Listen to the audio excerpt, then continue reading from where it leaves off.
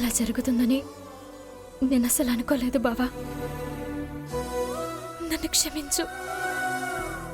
నాకు తెలియకుండా నా చేతులతోనే అమ్మవారిని దొంగల పాలు చేశాను. ఈ తప్పు ఎలా జరిగిందో అర్థం కావడం లేదు. ఇంటికి వెళ్ళి నిజం చెప్పిన తర్వాత పరిణామాలు ఎలా ఉంటాయోనని భయంగా ఉంది. నువ్వు కావాలని తప్పు చేయలేదు, కానీ అందరూ కావాలనే చేశావని అంటారు. మొదటి నుంచి నీ మీద ఒక వర్గం మాటలతో దాడి చేస్తూనే ఉంది. ఆ వర్గానికి నాయకురాలైన నిహారిక నిన్ను బయటికి పంపించడం కోసం, అవకాశం కోసం ఎదురు చూస్తూనే ఉంది. ఇప్పుడు మనం చెప్పే నిజాన్ని ఎక్కువ అడ్వాంటేజ్గా తీసుకునేది నిహారిక మాత్రమే. అందరూ తలో మాట అంటారు. అవి నేను తట్టుకోగలను, భరించగలను. అత్తయ్య మాత్రం ఎలాంటి నిర్ణయం తీసుకుంటుందోనని ఆ ఊహే భయంగా ఉంది బావా. ప్రపంచమంతా నన్ను దోషిగా చూసినా నేను భరించగలను, కానీ నువ్వొక్కడివి నా పక్కన తోడుగా ఉంటే చాలు బావా. లోకమంతా నన్ను నిందించినా పర్వాలేదు, నా భర్త నా కండగా ఉంటే చాలు. నేను నిర్దోషినని నిరూపించుకోగలను. ఊరు వాడ అంతా ఏకమై నా వైపు వేలెత్తి చూపించినా నేను ధైర్యంగా ఉండగలను. నన్ను ప్రాణంగా ప్రేమించిన నా బావ నా వెన్నుదన్నుగా ఉన్నప్పుడు నాకు ఎలాంటి సమస్య వచ్చినా కూడా నువ్వు నన్ను వదిలి వెళ్ళిపోవు కదా బావా. సమస్య వచ్చినప్పుడు నీ సహాయం లేకపోతే నేను విలువెల్లాడిపోతాను. నువ్విచ్చే సంతోషాలనే కాదు, నువ్వెదుర్కొంటున్న సమస్యల్లోనూ సగభాగం పంచుకుంటాను. నడి సముద్రంలో వదిలేసినట్టు వదిలిపోను. నా కుటుంబానికి నువ్వెప్పుడు మేలు చేస్తూనే ఉన్నావు. నీలా ఏ కోడలు ఆలోచించదు. నీలా ఏ ఆడది అత్తింటి కోసం తాపత్రయపడదు.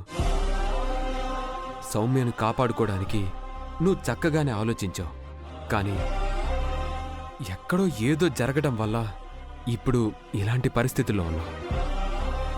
అవని ఎట్టి పరిస్థితుల్లోనూ నీకు నేను తోడుగానే ఉంటాను. అమ్మ వాళ్ళు అర్థం చేసుకొని క్షమిస్తే సరే అని ఇంట్లో ఉంటాం. కాదని బయటికి గెంటేస్తే నీతోనే నేను కూడా. నిన్ను దూరం చేసుకోలేనవని. నేను నిన్ను దూరం చేసుకోలేను. నా నుంచి నిన్నెవ్వరూ దూరం చేయలేరు.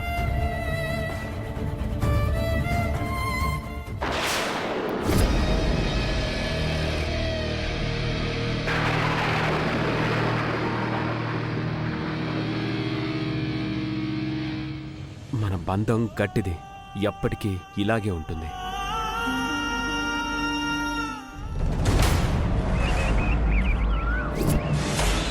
మనం ఎప్పటికీ విడిపోము. మనల్ని ఎవ్వరూ వేరు చేయలేరు.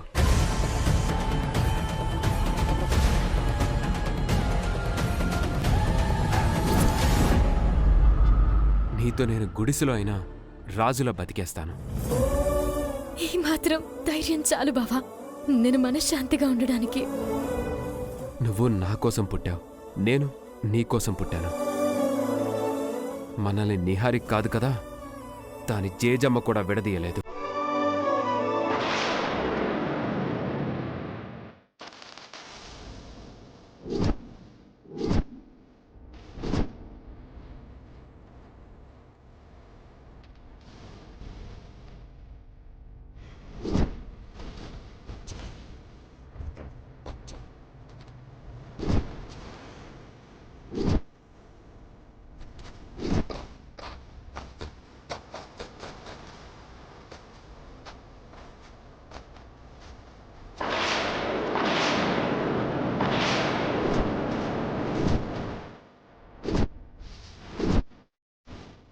శ్రీకర్,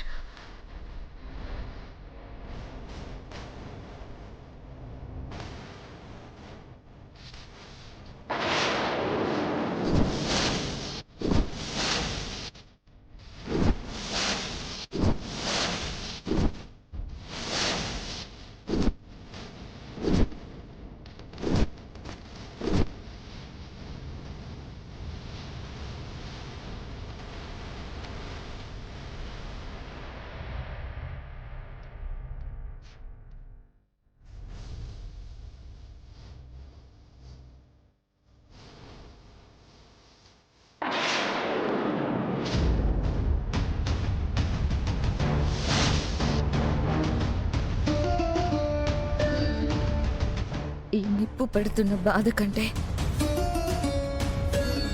నువ్వు నాకు దూరమైన బాధే ఎక్కువగా ఉంది శ్రీకర్.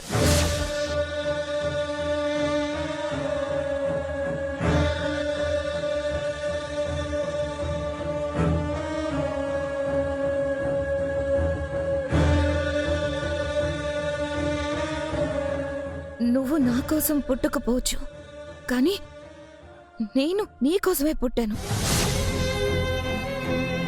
నా మీద నీకు ప్రేమ పుట్టకపోవచ్చు, కానీ నాలో ప్రేమ పుట్టడానికి కారణం మాత్రం నువ్వే. నా జీవితంలో అనుకోని అదృష్టం ఏదైనా ఉందంటే అది నువ్వే అనుకున్నాను. కానీ నన్ను దురదృష్టవంతురాల్ని చేసి నన్ను వదిలేసి నాకు దూరంగా ఏటో వెళ్ళిపోయావు.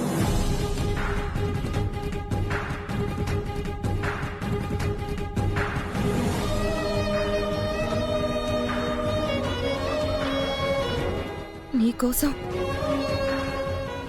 ఎన్నో నిద్రలేని రాత్రులు గడుపుతున్నాను. కొన్ని సంవత్సరాలుగా నీ జ్ఞాపకాలతోనే బ్రతుకుతున్నాను. పెళ్లి కూతురుగా ముస్తాబై ఎదురు చూస్తూ ఉన్నాను. నీతో తాళి కట్టించుకునేంత వరకు నేనిలాగే ఉంటాను. నా జీవితంలోకి మరో మగాడు రాడు. నీ జీవితంలోకి మరో ఆడది రాకూడదు. నాలో సగభాగం నువ్వు, నీలో సగభాగం నేను.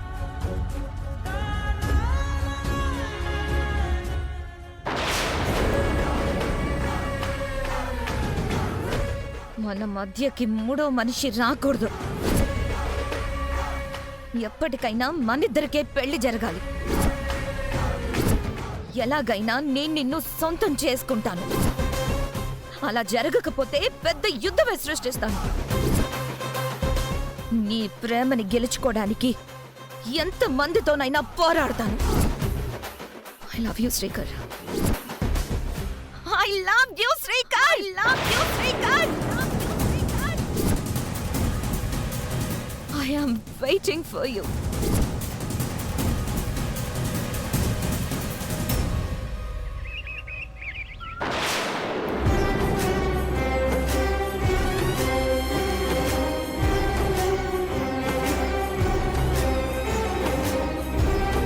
ఈ పని చేసింది ముమ్మాటికి అవనియే. అవనిని ఎట్టి పరిస్థితుల్లోనూ వదలకండి.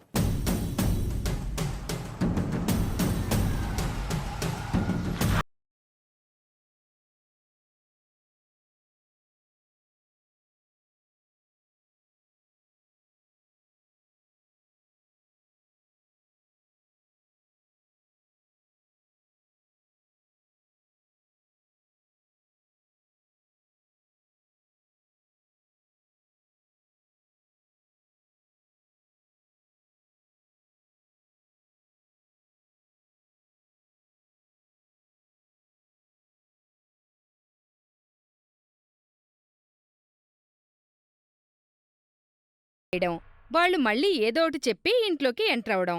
ప్రతిసారి ఇదే జరుగుతుంది. ఈసారి అలా జరగకూడదమ్మా.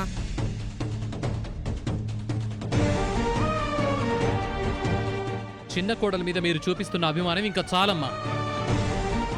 ఈరోజు మీరు నిజాలు బయటపెట్టి అవనికి సరైన శిక్ష వేయండి. ఇటు నా కూతురు సమస్యకు పరిష్కారం చూపెడతానని చెప్పింది, మరోవైపు నుంచి ఇలాంటి పనులు చేస్తుంది. అసలు అవనిని ఏమనుకోవాలి? అందరిలోకెల్లా మంచిది మంచిది అంటూ అత్తయ్య గారు నెత్తిన కూర్చోబెట్టుకునేసరికి అసలు రూపం బయటపడింది.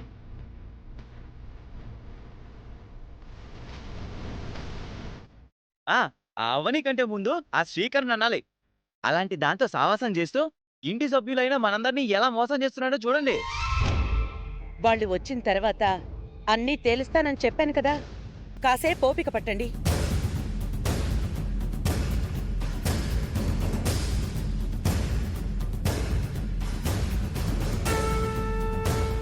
అదిగో వస్తున్నారు.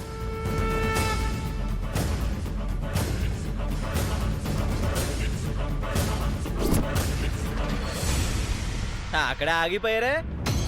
రండి రండి, మీరు చేసిన నిర్వాహకం మా అందరికి తెలిసిపోయింది. లోపలికి రండి.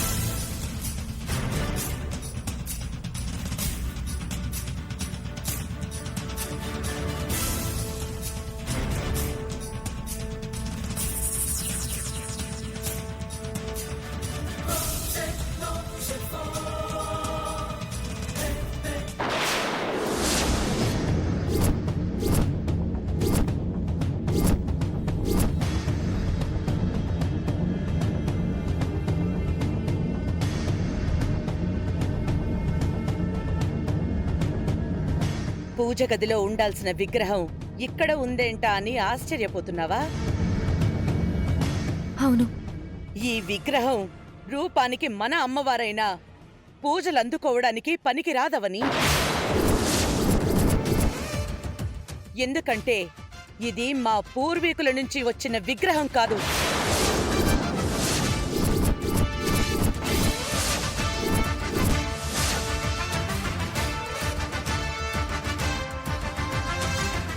ఎందుకో నిహారికకి అనుమానం వచ్చి గమనించింది. విగ్రహంలో కళాకాంతి లేదు, విగ్రహం రంగు కూడా కొంచెం మారిపోయింది. అన్నిటికీ మించి విగ్రహానికి మహిమలే లేవు అని నిర్ధారించుకున్నాం. అమ్మవారి విగ్రహం మారిపోయిందన్నది, అమ్మవారు నా ఇంటి నుంచి తరలిపోయిందన్నది వాస్తవం. గుండెల్లో రాయి పడింది కదా అవని. అప్పుడే ఏమైంది? అత్త చేతుల్లో చెంప దెబ్బ, అత్తతో మెడబట్టుకుని బయటికి గెంటించుకోవడం అన్నీ ఉంటాయి. విగ్రహం మారిన విషయంలో మా అందరికీ నీ మీద అనుమానంగా ఉంది.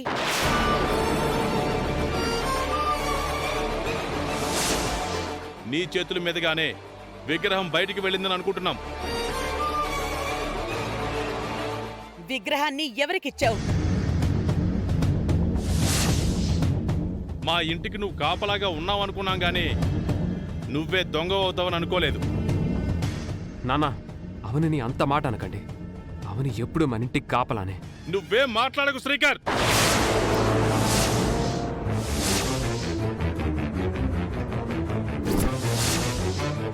ప్రతి విషయంలో అవనిని సమర్థించకు. అత్తయ్య, మీరు ఆవేశపడకుండా మేము చెప్పేది కొంచెం వినండి. ఇంకేం చెప్తావు? ఇది నా వంశ పరువుకి, ప్రతిష్టకు, గౌరవానికి సంబంధించిన విషయం. ఈ విషయం బయట జనాలకి గాని మన 16 ఊర్ల పల్లె జనానికి తెలిసింది అంటే ఇంకేమైనా ఉందా? విగ్రహం బయటికి పోవడం వల్లే సమస్యలు ఇంట్లోకొస్తున్నాయి. నేను షేర్ బిజినెస్ లో లాస్ అయ్యాను. నా కూతురు పుట్టింటికొచ్చేసింది. రైతులు పంటలు పోయాయని గోల. ఎప్పటికి ఇవే, రేపటికి మరి ఇంకెన్ని అవుతాయో. అయినా విగ్రహాన్ని దొంగిలించడం ఏంటవని? ఎవరికిచ్చేశావు? ఇచ్చావని కాదు, ఎవరికి అమ్మేశావని అడుగు. మీలాంటి బుద్ధులు అవనికి లేవు. శాంతి పూజలు జరిగిన రోజు రాత్రి నీ పెళ్ళాం విగ్రహాన్ని బయటికి తీసుకెళ్ళిందా లేదా? ఈ ప్రశ్నకి సమాధానం చెప్పండి.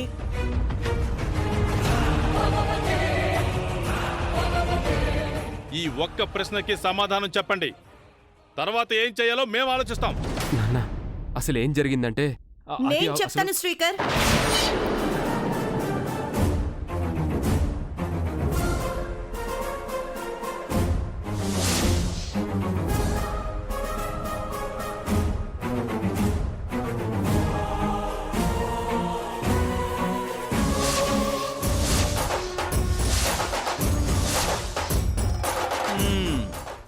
ఇంకా సుజాతకు తప్ప ఇంకెవ్వరికి డైలాగ్స్ ఉండవు. ఈ సుజాత ఏమైనా ప్లేట్ మారుస్తుందా? మీరడిగిన ప్రశ్నకి నేను సమాధానం చెప్తాను.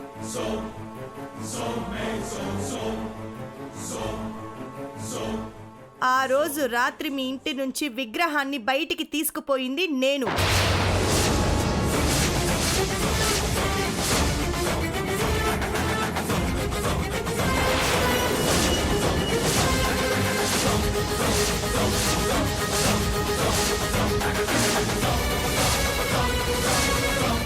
ఒరిజినల్ విగ్రహం బయటికి తీసుకుపోయి డూప్లికేట్ విగ్రహాన్ని పెట్టింది నేను.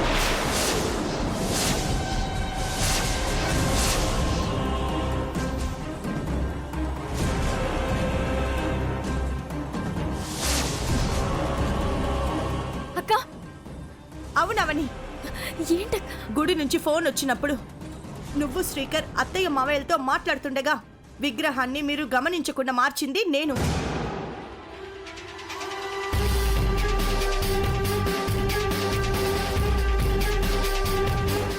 ఎందుకక్క అబద్ధం చెప్తున్నావు? నేను అబద్ధం చెప్పడం లేదు, నా మీద ఒట్టవని. వదినా, చెయ్యని నేరాన్ని మీదేసుకున్నట్టు ఎందుకు నీ మీదేసుకుంటున్నావు? అయితే అవని ఏ చేసింది అని అంటున్నారు కదా, ఆ విషయం చెప్పమాను. ఇది అవనే చేసింది, ఖచ్చితంగా అవనీనే చేసింది. నేనే చేశానని చెప్తుంటే అర్థం కావట్లేదా మీకు? ఒట్టు వేశాను కదా. నీ మీద కాదు, నీ కూతురు మీద ఒట్టువై, అప్పుడు నమ్ముతాం. నా కూతురు మీద ఒట్టేయాల్సిన అవసరం నాకు లేదు. కావాలంటే ఈ ఇంటి రెండో కోడలు చనిపోయేంత ఒట్టు వేయమంటే వేస్తా.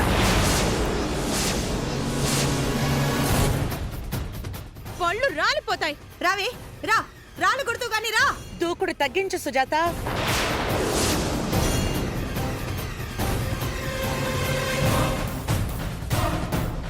మాటలు తగ్గించమని దానికి చెప్పండి. ముందు మర్యాదగా మాట్లాడడం నేర్చుకో. దానికి దీనికి రావే పోవే అని నేను అనగలను. నేను నోరు విప్పానంటే సుజాత సూసైడ్ చేసుకోవాలి. మీరాగండి, నేను మాట్లాడతాను.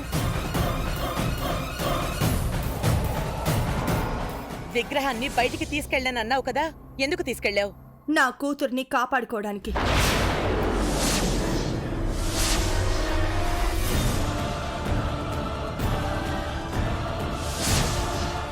నీ కూతుర్ని కాపాడుకోవడానికి అమ్మవారి విగ్రహానికి సంబంధం ఏంటి? నా కూతుర్ని కిడ్నాప్ చేసిన వాళ్ళు మీ ఇంట్లో ఉన్న అమ్మవారిని అడిగారు.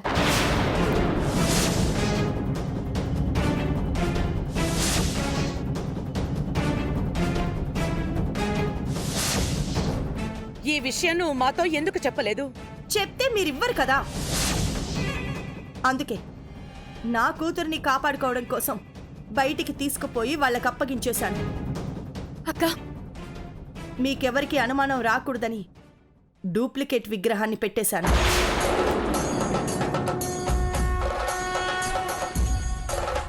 అక్క, జరిగింది జరిగినట్టు చెప్తున్నాను కదా, అసలు నువ్వెందుకు అడ్డుపడుతున్నావే? దయచేసి అడ్డు రాకు. విగ్రహం బయటికి పోవడానికి అవనికి ఎలాంటి సంబంధం లేదు వేదవతి గారు. నా చెల్లెల్ని ఎవరు ఏమీ అనొద్దు.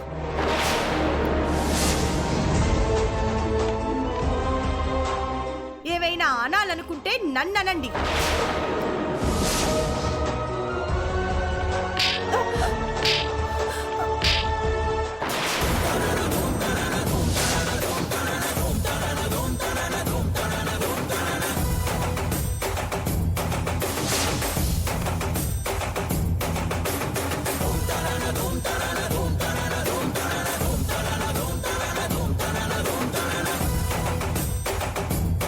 అక్కని ఎంత కొట్టారత్తయ్య? ఇది చేసిన పనికి చంపేయాలి.